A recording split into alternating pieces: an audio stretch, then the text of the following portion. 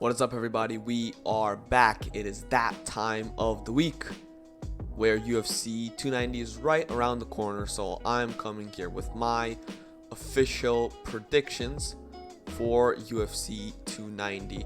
It's going to be a great upcoming card, lots of exciting fights, stylistic matchups, legacies on the line, pretty much anything you can ask for.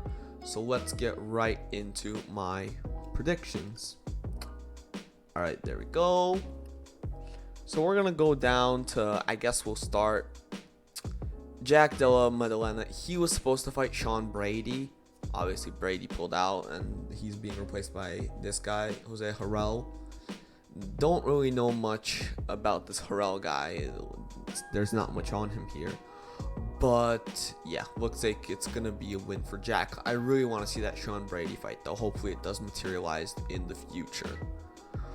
This one, I will say a bit more on. Robbie Lawler, he's taking on Nickal Price. We all know why we're watching this. We want to see Robbie Lawler's last fight. He's retiring. Great career for Robbie. It's going to be fun to see him go out with a fight like this. Hopefully, it should be exciting. I obviously don't know that much about Nickal Price, but I will predict Robbie to win, just so he can end it off on a win. He's actually the betting underdog, but I'm pulling for Robbie Lawler. One last fight. One last win for us to cap off a great career that was Robbie Lawler. UFC champ.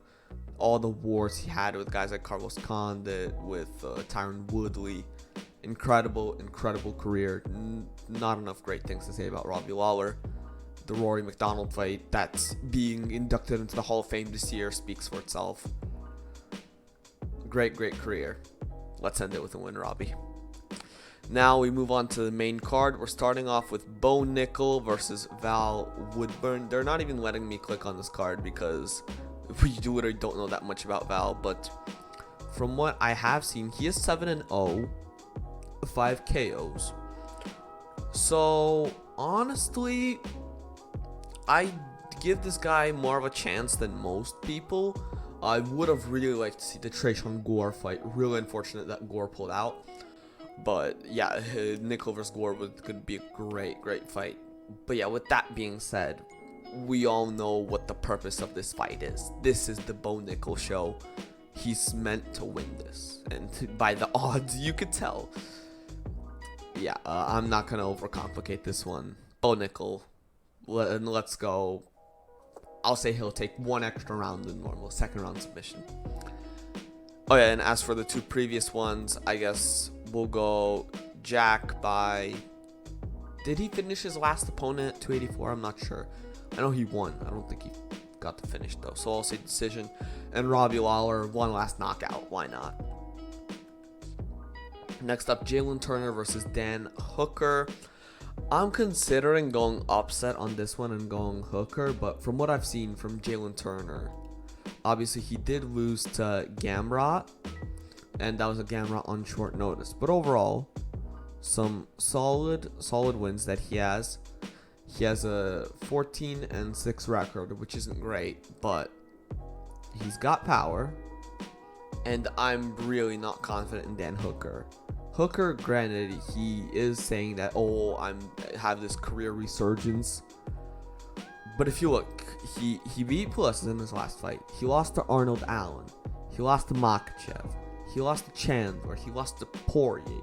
While those are all top guys in their respective divisions, I really don't know about the chin of Dan Hooker these days. The wars he's been through with Poirier, the KOs he suffered from Allen and Chandler. I really don't know. I've seen some people go upset Hooker. I'm gonna take the safe bet and go Jalen Turner, but I don't know. And if I had to predict, I guess third round knockout by Turner. But really, I could see an upset here. I know there's a lot of people that don't give Hooker a chance. I think there is a chance, but I give the edge to Turner. Next up, Robert the Reaper Whittaker versus Dricus du Plessis. This one is the most stylistically interesting one for me. Du Plessis just has this factor about him that he's just able to go into fights and win them based on pure will. That being said, the skill advantage is by far on Robert Whittaker's side. I want to go with some upsets here, but I really don't see Du Plessis winning this. Like, Bobby Knuckles is gonna take him apart, and a lot of people are saying finish. Whittaker hasn't finished anyone in a while, but he has had wins over top guys like Vittori, like Kelvin Gastelum, like Jared Cannonier, Darren Till, Yoel Romero twice. Really, the only losses are to Adesanya. So,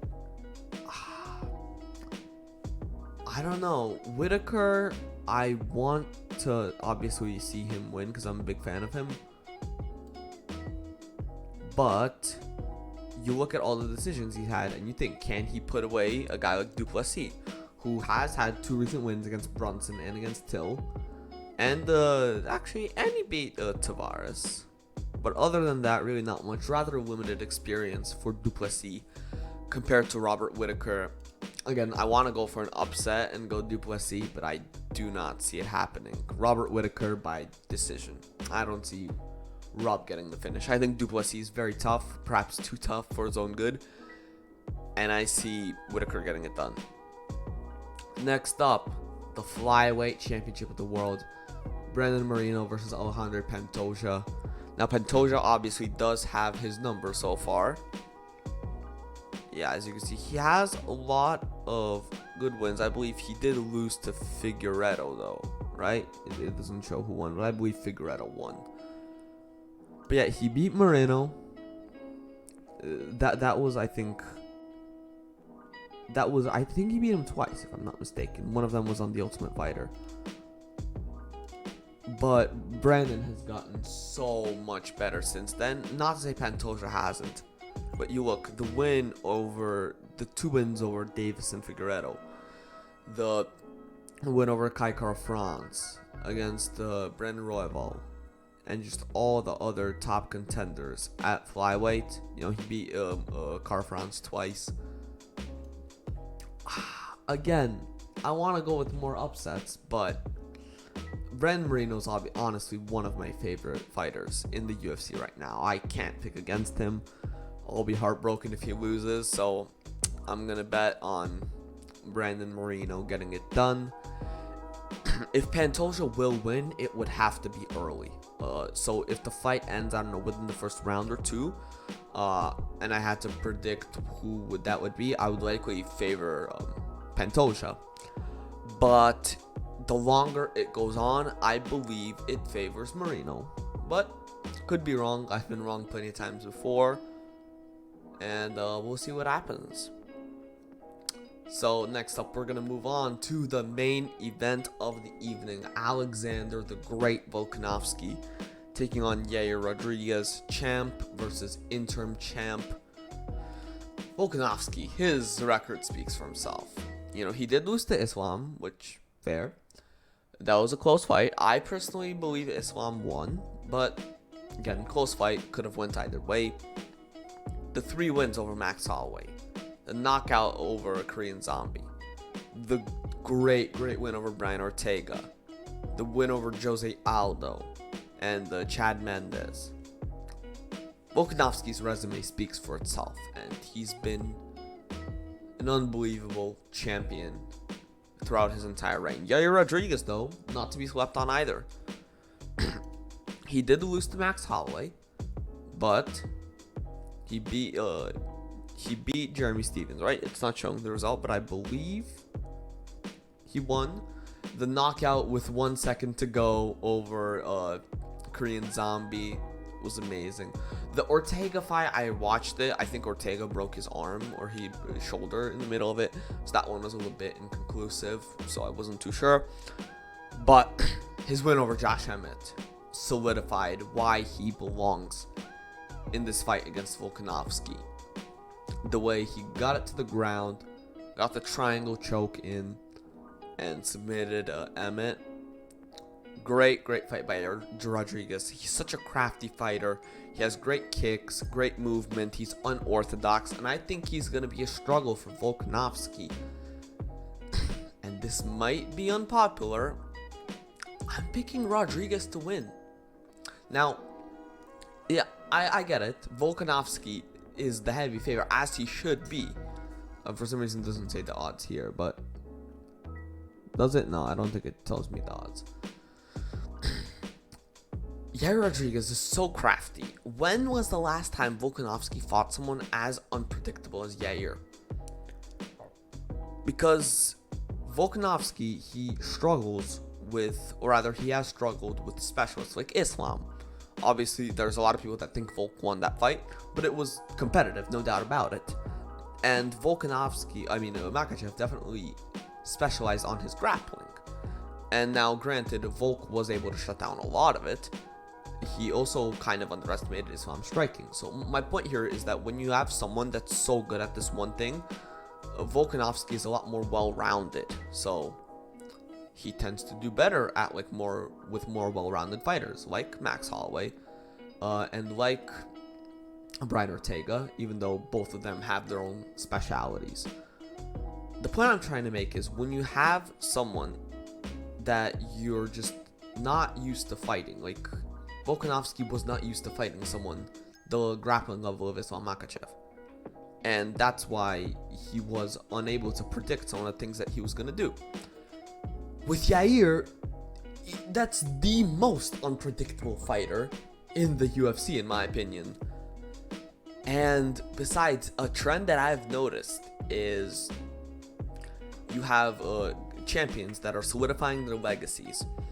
And just when it seems like that's it, they're gonna win this, and then their legacy is solidified, just at the right moment, it's ruined by a loss. It happened with Usman. It happened with Adesanya. Granted, Adesanya got his belt back, but with Usman, he did not. It sort of happened with Oliveira. I mean, that story's definitely not over, but it seemed like Oliveira was on his way to solidifying his legacy as perhaps the greatest lightweight of all time, and then the loss to Islam came. So it's a strange pick, and the more I talk about it, the less it makes sense. But I'm picking Yair Rodriguez to win, and I think he has to get it done early. If it goes the distance, no shot Yair wins, in my opinion. The longer it goes, the more it favors Volkanovski. But I'm picking Yair Rodriguez to win. It's a bold take, I know, but that's why we're here, to make bold takes. Let me know if you agree, if you disagree. You probably disagree, especially with the last pick, but let me know all your thoughts in the comments. Like if you enjoyed, subscribe if you want to see more videos like this. Join us on the UFC 290 stream on Saturday. Hope to see all of you there. Thank you for watching. I'll see you in the next one. Goodbye.